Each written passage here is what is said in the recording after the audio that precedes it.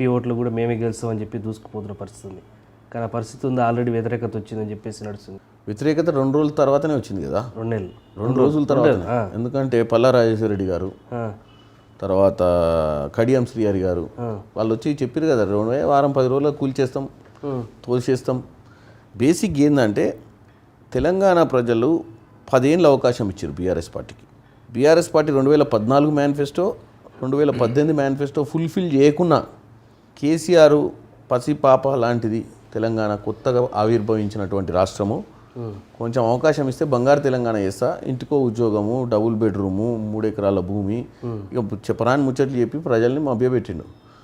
10 ఏళ్ళ అవకాశం ఇచ్చినాక 10 ఏళ్ళ తర్వాత రియలైజ్ అయ్యారు, ఇటెటు దారి తప్పింది తెలంగాణ, లక్షల కోట్లు అప్పయింది, మన భవిష్యత్తు ఆగమవుతుంది, మంచి రాష్ట్రం, మిగులు రాష్ట్రంగా ఉన్న రాష్ట్రాన్ని అప్పుల రాష్ట్రం చేసినని.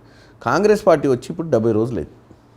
మేము 100 రోజులలో పథకాలు ఇంప్లిమెంట్ చేసామన్నాం. ఆల్రెడీ 2 పథకాలు ఇంప్లిమెంట్ చేసి ఇంకో 2 27, 28కి చేస్తున్నాం. ఏది 500 రూపాయల సిలిండర్, తర్వాత గృహజ్యోతి 200 యూనిట్ల కరెంటు.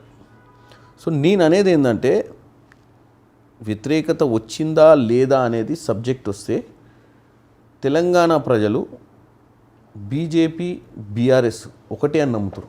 ఎందుకు నమ్ముతారు అంటే 10 ఏళ్ళ పాలనలా ఇవాళ మేము వచ్చినాక మేడిగడ్డలో ఏం జరిగింది, ఎన్ని లక్షల కోట్లు అప్పయింది, ఏ డిపార్ట్మెంట్లో కోట్ల రూపాయల అప్పులు చేసి వెళ్ళిపోయారు అనేది మేము వచ్చినాక అన్ని కనిపెట్టి వాళ్ళకి ఒకటి శ్వేతపత్రం రిలీజ్ చేసినాం. బాధ్యతగా 10 ఏళ్ళ నుంచి బీజేపీ సెంట్రల్ గవర్నమెంట్లో ఉండి వాళ్ళ చేతిలో ఈడీలు, సిబిఐలు, ప్రతి కమిటీలు ఉండి, ఎన్ఫోర్స్మెంట్ ఏజెన్సీస్ ఉండి ఇంత నష్టం ఈ రాష్ట్రంలో ఏం జరుగుతుందని పట్టించుకోని పరిస్థితి ఉందంటే డెఫినెట్గా వీళ్ళిద్దరు కలిసి ములాఖాట్లో పనిచేసినట్టే కదా తెలంగాణ ప్రజలు అర్థం చేసుకోవాల్సింది. ఈరోజు కూడా నిన్న మొన్న మీరు చూస్తున్నారు ఏం డిస్కషన్ నడుస్తుంది, ఇద్దరు కలిసి అలయన్స్ అవుతారు, ఒక్క సీటు కూడా వచ్చేటట్లేదు బీఆర్ఎస్ పార్టీకి. కాబట్టి బీఆర్ఎస్ మళ్ళీ బతుకుదెరువు కోసం బీజేపీ దగ్గర పోయి అలయన్స్ చేసుకుందాం, మీరు నార్త్ తెలంగాణలో మీరు నిలబడండి, సౌత్ తెలంగాణ మీరు నిలబడతామని ఏదో చర్చలు జరుగుతున్నాయని చెప్పారు. కానీ అప్పటివరకైతే నేను మనకు అఫీషియల్గా ఇంత మటుకు ఏం రాలేదు. కానీ చెప్తున్నా, తెలంగాణ ప్రజలు కాంగ్రెస్ తెలంగాణ ఇచ్చిందని నమ్ముతున్నారు.